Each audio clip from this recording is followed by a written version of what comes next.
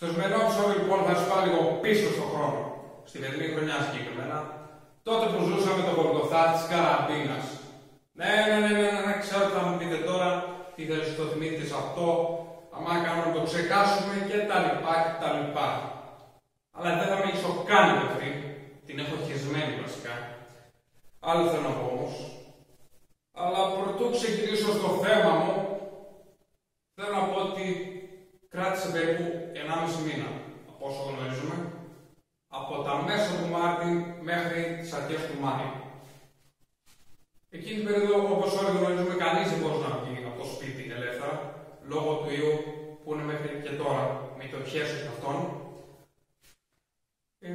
Και όποιος ήθελε να βγει απλά, συμπλήρωνε ένα κολόχαρτο για οπουδήποτε ήθελε να πάει, είτε για δουλειές, είτε για βόλτα και οπουδήποτε αλλού, και να βεβαιώσουμε αυτό το χαρτί που πάει. Δηλαδή, μόνο που το θυμάμαι τρελαίνω, μου γυρίζει στο μάτι. Δεν ασχολούμαι να κάνω το χαρτί, δεν πήγαινα πουθενά. Και καλύτερα που καθόμουν σπίτι και έβγαινα απ' έξω και έκανα γεωργικές και κυπουρικές δουλειές γύρω από το σπίτι. Ευτυχώς εγώ δεν είμαι και σε διαμέρισμα στην Πάρο συγκεκριμένα, γιατί αν ήμουν στην Αθήνα ακόμα τότε θα γαλαλήσει πραγματικά. Βέβαια, τότε τα πράγματα για τα διαμερίσματα ήταν πιο δύσκολα και το να κάθεσαι όλη μέρα μες στο σπίτι ήταν κάπως βαρετό. Οπότε κάποιοι αποφασίσανε τι να κάνουμε. Δεν κάνουμε κανένα challenge, να το βάλουμε στο ίντερνετ και να προκαλούμε κι άλλους. Και γι' αυτό θέλω να μιλήσω σήμερα. Για τα challenge της καραντίνας. Τώρα θα ξεκινήσω με το πρώτο challenge που είχε βγει εκείνη την περίοδο. Ή ένα από τα πρώτα challenge. Δεν θυμάμαι. Ήταν το δεύτερο αυτό, το πρώτο, το τρίτο. Μπορεί να ήταν και το πρώτο. Αυτό το βίντεο πρέπει να το έχω κάνει εδώ και αρκετό καιρό. Γιατί μπορεί να έχω ξεχάσει κάποιο challenge, όπως κι όλοι μας. Αλλά τέλος πάντων δεν έχει σημασία, οπότε ξεκινάμε το πρώτο μου challenge. Το οποίο είναι αυτό εδώ.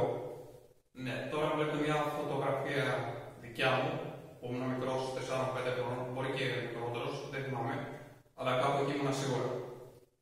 Τώρα σας την έδειξα αυτή για παράδειγμα. Αυτό εδώ, όπως βλέπετε, είναι το πρώτο challenge. Δηλαδή, εκείνη την περίοδο όλοι ξεκινήσαμε με αυτό. Βάζαμε στο Instagram μια παιδική της φωτογραφία και προκαλούσαμε 3-4 και παραπάνω άτομα να κάνουν το ίδιο. Τώρα δεν θυμάμαι πώς τη λένε ακριβώς.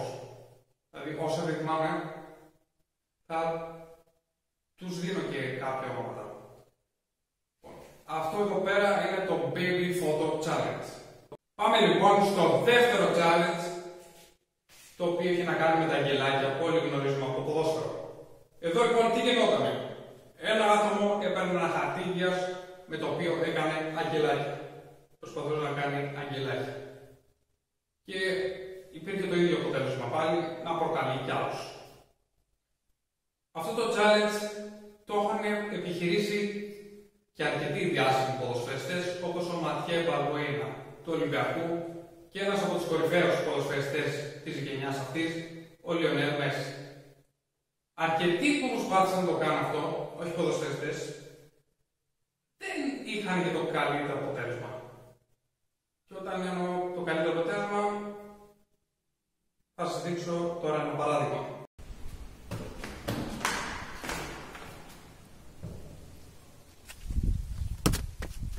Τι στο κόρακα ρε φίλε. Από πού ήρθε αυτό το κολόχαρτο να πούμε. Δεν θυμάμαι πώς λέγεται αυτό το challenge, αλλά ως τίτλο θα του έμπαινε καλύτερα ένα Kick Toilet Challenge. Κατά τη γνώμη μου, καλό φαίνεται. Πάμε λοιπόν στο τρίτο challenge, το οποίο έχει να κάνει και αυτό μαγιλάκια. Αλλά εδώ αντί για χαρτί τουαλέτας χρησιμοποιούσαν πολύ ρολό ζελατίνης. Ρολό κουζίνας με ζελατίνη. Όσοι το θυμάστε αυτό. Αυτό ήταν πιο δύσκολο να το κάνεις από ό,τι ήταν με το χαρτί τουαλέτας. Δηλαδή, σε μήκος ήταν πιο μακρύ και σε βάρος ήταν πιο βαρύ. Παρόλο που ήταν πιο λεπτό από το χαρτί τουαλέτας. Δηλαδή το χαρτί τουαλέτας το σηκώνεις και είναι σαν να σηκώνεις πούπουλο. Αυτό είναι ακόμα πιο βαρύ. Βέβαια, γι' αυτό θα έδινα ένα τίτλο τώρα στα αγγλικά, πώς να το πω τώρα. Δεν έχω τίποτα στα αγγλικά, αλλά μπορώ στα ελληνικά θα έβαζα ένα τίτλο «Αγγελάκια με ρολό κουζίνας challenge».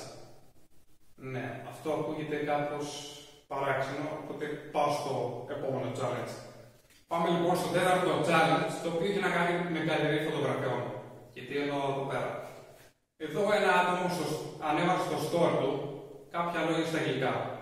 Όπως στο τέλος έλεγε ότι εάν κάποιος άλλος αντιδράσει με το store του με μια φλόγα που όλοι έχετε δει εκεί στο story, εκείνος θα έπαιρνε την καλύτερη φωτογραφία που έχει στο λογαριασμό του, στο Instagram, και θα την ανέβαζε εκεί μαζί με όλες τις υπόλοιπες. Δηλαδή, ένα γκαλερί φωτογραφιών, να πούμε ένα πράγμα. Τώρα, ένα τίτλο γι' αυτό θα έβαζα ένα Photo Gallery, Best Photo Gallery Challenge. Για να μην μακρηγορώ, αλλά θα κάνω μια σύντομη αναδρομή στα υπόλοιπα challenge, ώστε να τα θυμηθούμε και λίγο. Έχουν υπάρξει, εκείνη την περίοδο είχαν βγει και άλλα challenge, όπως φωτογραφίες από ταξίδια, όπως για παράδειγμα στην Ιταλία, στην Κύπρο, στη Γαλλία και οπουδήποτε αλλού.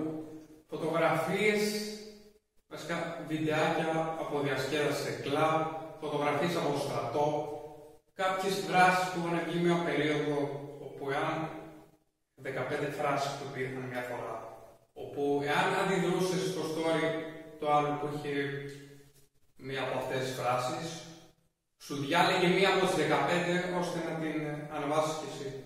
Να ανεβάσεις και εσύ μια φράση. Ελπίζω να γίνει κατανοητός σε αυτό.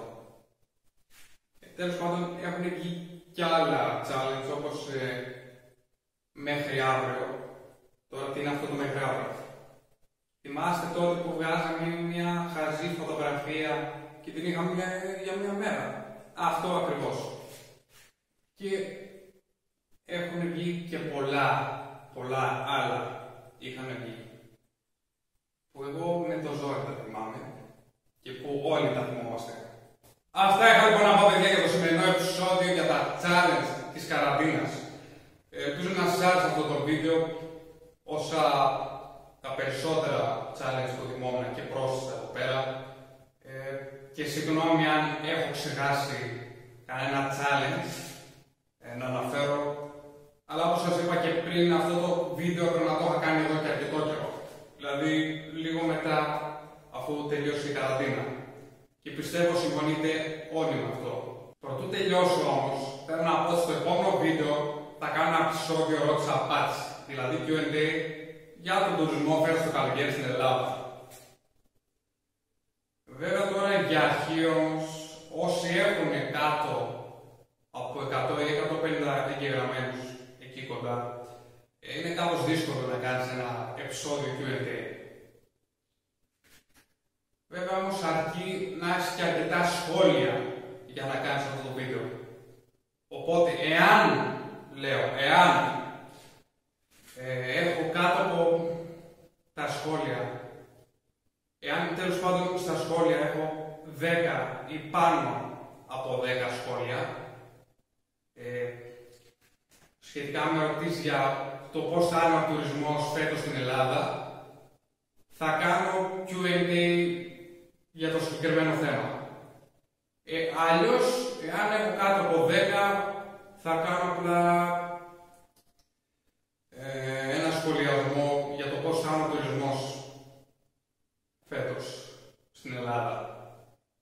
Εντάξει, βέβαια θα το προσπαθήσω λίγο να κάνω ένα Q&A, ακόμα και αν έχω κάτω από 10. Τουλάχιστον να προσθέσω όσα έχω. Και αν δεν έχω πάνω από 10, ξέρω εγώ, και δεν επιλέξω τα καλύτερα, να προσπαθήσω να τα βάλω όλα μαζί. Τέλος πάντων, μην ξεχνάτε να κάνετε τα like και να subscribe και μέχρι την επόμενη φορά τα λέμε.